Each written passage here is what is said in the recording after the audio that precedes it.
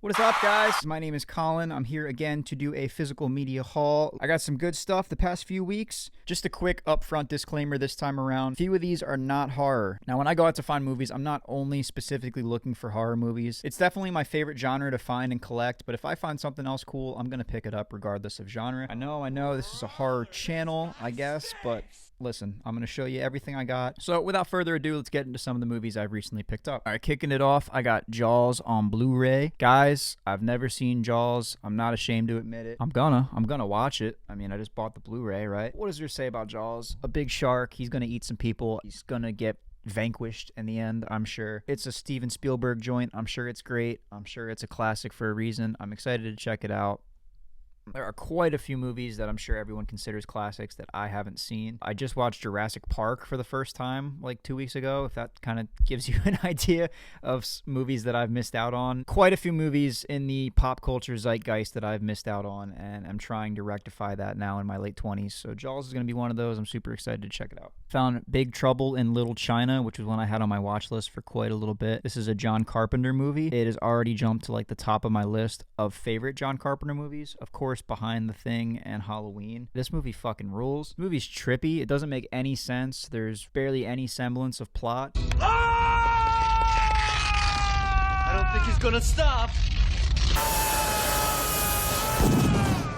A huge recommend from me if you're just a fan of Carpenter in any capacity. I think it's a must-see. Also, just a really great time if you're looking for a fun, kung fu, whimsical, mystical type journey. Kurt Russell is good. You got Samantha from Sex and the City. Turns a great performance. She knows what movie she's in. She delivers. Everybody just brings it. I think it inspired quite a few like Mortal Kombat characters, if I remember hearing correctly. I could definitely see from some of the guys. One guy looks exactly like Raiden with the big straw hat. Just a really fun time. Go check out Big Trouble in Little China if you've not seen it already. Speaking of classic directors, I picked up The People Under the Stairs by Wes Craven. I have not seen this yet. It is on my watch list and has been for quite a bit. Everything I've seen from Wes Craven so far has been really good. I've heard this is no different, so I'm definitely excited to check this out. I don't know too much about it. I'm assuming there's going to be people under stairs. The Game. This is a David Fincher movie starring Michael Douglas, and he plays a game. I have seen this. It's not one of my favorite Fincher movies by any means. I think it's got a really intriguing and cool premise. Kind of misses the mark when it comes to the ending. I'm not going to give anything away because I definitely still recommend checking it out if you haven't seen it yet. It's definitely a fun ride, a lot of twists and turns. It's just not to the standard of movie that I expect when I sit down for a David Fincher movie. But Fincher is one of my favorite directors, so I imagine I'm going to own all of his movies in some capacity at some point. So when I found this for cheap, I said I'm going to pick it up, and I did. Today, I found John Carpenter's The Ward. I don't know anything at all about this, and if it didn't have John Carpenter's name slapped right on the front, I would have had no idea that he made a movie with Amber Heard.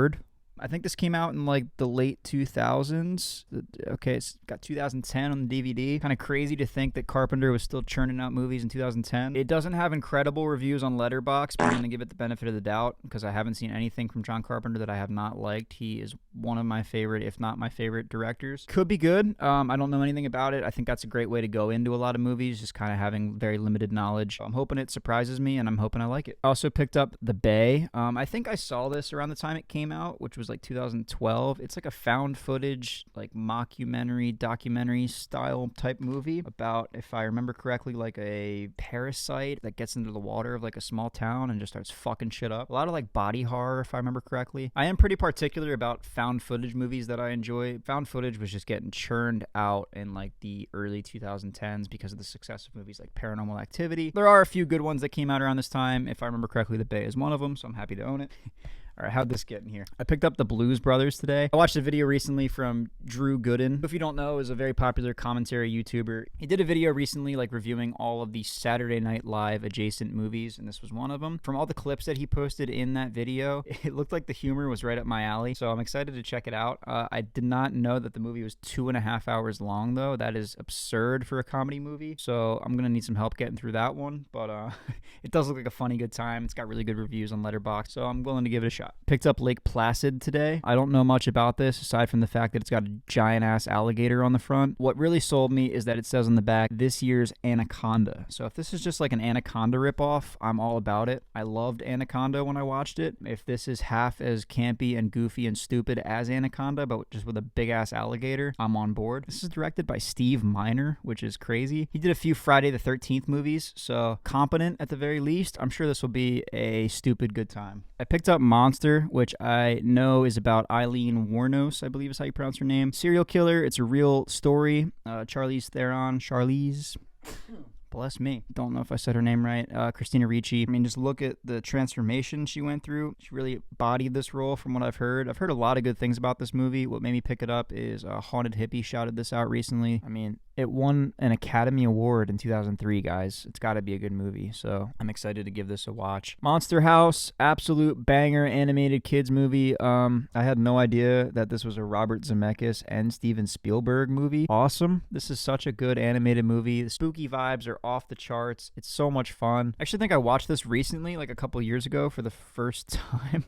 I didn't see this when I was a kid, but this is a really, really fun animated movie. Great for like Halloween time. One of my favorite animated movies. I got the first Ghostbusters movie. I feel like I had to own at least the first one. Excited to give this a rewatch. Spider-Man 3, baby. This was the last one I needed in the Sam Raimi trilogy. What's there to say? These movies all rock. I am not a hater of Spider-Man 3 like most people are. It's definitely overstuffed. They definitely try to do way too much with it. Venom is underwritten. Sandman is underwritten. The new Goblin is not a good character at all, but it's a fun time. I mean, you got the dig on this and emo Peter Parker. I mean, there's just so many quotable great moments in it. Even though the movie is a mess as a whole, it's a really fun time. I kind of view it like in a league of its own compared to the first two movies, whereas those are just like incredible standalone superhero movies. Spider-Man 3 is more of just kind of a silly mess, and I love it for that. Definitely happy to have all the movies now. All right, I'm super excited about this pickup I found for $10 at a record store. I got the complete trilogy.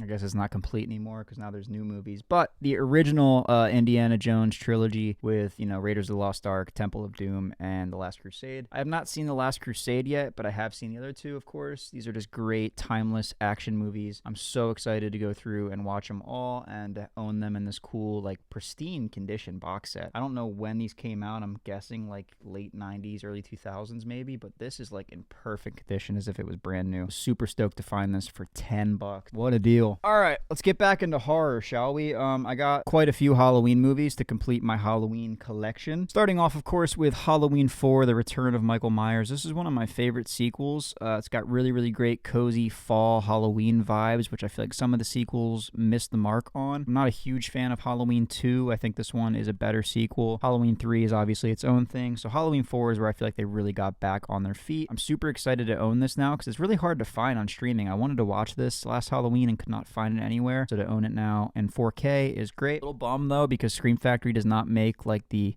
hard slipcase for this anymore when you order it. You'll see the other ones I got do come with that, so it kind of stands out in my collection now because of that. People have it on eBay, like the cases for like $100, which is fucking ridiculous, but I'm sure I'll find them at some point. Hopefully somebody decides to sell them for cheap, or maybe Scream Factory will reprint them at some point, so I'm not like gonna rush out and buy the cases right now. It's not that big of a deal.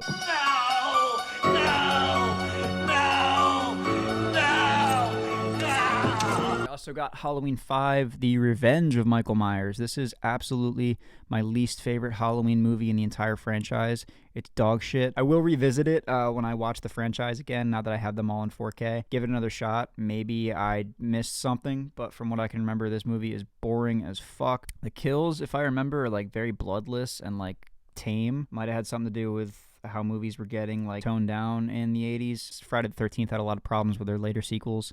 Maybe this 4K copy has some of that stuff retained. I don't remember. Maybe it was just the version that I streamed when I first watched it. But Scream Factory was having a sale on these movies, and I figured I have all the rest of them, so I got to complete the set, but not really a big fan of Halloween 5. All right, I'm excited about this one. I wanted to buy this for a while, but it was always way too expensive for me. This was on sale for half off on Scream Factory's site. The Halloween 4K collection from 95 to 2002. So that includes Halloween 6, The Curse of Michael Myers, Halloween H2O, and Halloween Resurrection.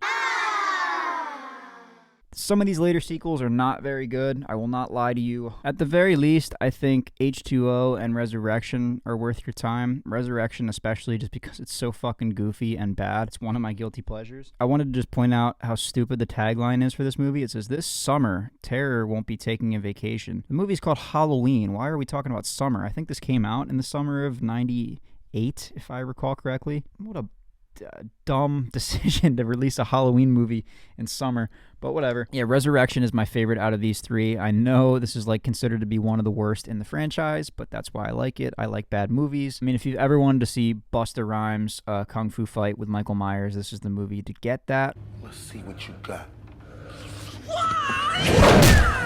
Yeah, one of my guilty pleasures, like I said. So cool to have pretty much the whole franchise in 4K now, aside from like the Rob Zombie and David Gordon Green movies, which I do own on DVD, so now I own all of the Halloween movies. Yay! Picked up Paranormal Activity and Paranormal Activity 3. I didn't have the second one at the store, otherwise I would have got it just to complete the trilogy. What's there to say about Paranormal Activity? It was a huge hit when it came out in the late 2000s. Kind of reinvigorated the found footage genre. A lot of copycats and ghosty shit like that came afterwards, so it kind of sent the horror genre into a dark era, in my opinion. But I think they're pretty cool on their own. I haven't watched them in quite a bit. I'm hoping maybe they hold up. I remember being very scared of these movies when I watched them when I was a kid. But as I recently learned from rewatching the Conjuring movies, kid brain stupid and was scared of things that are not scary. I figured they're a part of horror history though, and I kind of wanted to own them. Probably end up getting the second one at some point, and then I think after that, the sequels past three are not very good. Comment below if I'm wrong about that, if there's any hidden gems in some of those later sequels, but I remember watching 4 and that sucked so bad. I kind of checked out from the franchise after that. So I might have already talked about this in a previous video. I already owned The Descent, but it was a full screen version, so I found a widescreen version out in the wild and swapped that. Always prefer widescreen DVDs if I can. Dead Silence. This is a pretty cool movie. It's not a very good movie, but I do like it. It's a James Wan movie. Obviously, we know James Wan, one of the biggest directors, like one of the most iconic horror directors at least. Saw, Insidious, The Conjuring, Aquaman.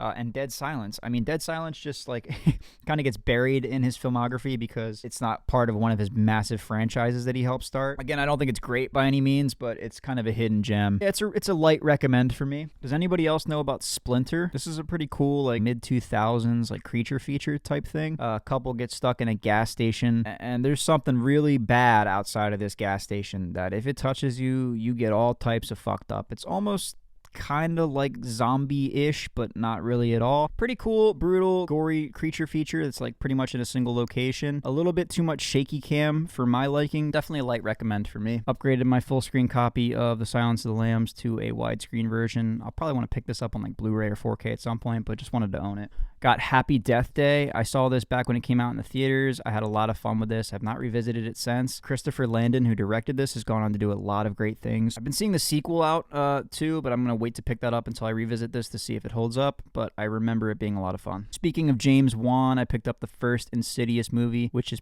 probably the only one that's worth your time. I did watch the 5th one, the most recent one. It was not too bad. I think I'm just kind of over this style of horror with like the jump scares and all that, but I do remember really enjoying the first one. Has it held up? I don't know. I'll probably go through and watch them at some point. I do like to own like big, important horror movies in the genre though, just to kind of see how the genre has evolved throughout time. And I think Insidious is definitely one of those movies that kicked off a whole era of horror in the 2010s of ghosts and paranormal, haunted houses, shit like that. I think it's a really cool and iconic movie for that. Speaking of iconic movies, I picked up It, the 2017 version. I love this when I saw it in theaters. I'm actually reading the novel right now. I'm on like page 800.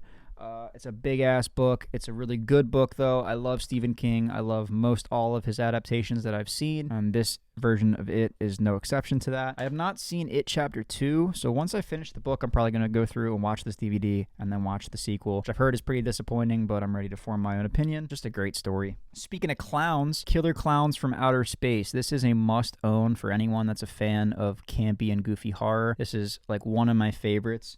I said it on Letterboxd when I watched it today that it is the quintessential 5-star, 3-star movie. And for me, that means that it's an absolute classic for people like me that like this type of shit. But obviously, objectively, it's more of a 3-star movie. It doesn't take itself seriously in any way.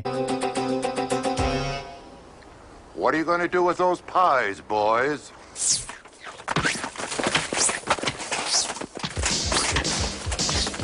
A lot of the effects are great. I love the practical clown costumes that a lot of these guys are wearing.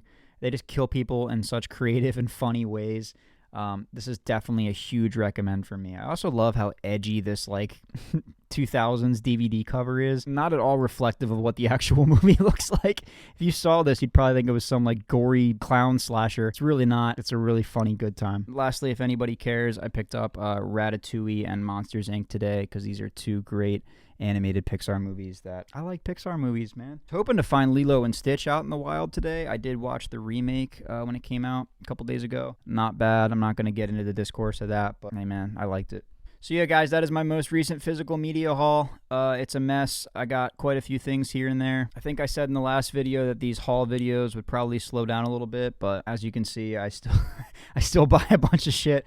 I just love collecting movies, guys. It's a hobby of mine. It's a passion of mine, and I like making these videos, sharing that with you. Hopefully you guys like it. I'm almost to 100 subscribers, which blows my fucking mind. Thank you guys so much for anybody that subscribed and watched. I love when you guys comment so we can have discussions down below about your favorite horror movies, things you own, things you want to pick up, or things you maybe want me to pick up. Recommendations. Let's talk movies, guys. I love it. Hope everyone's having a good one, and I will see you next time.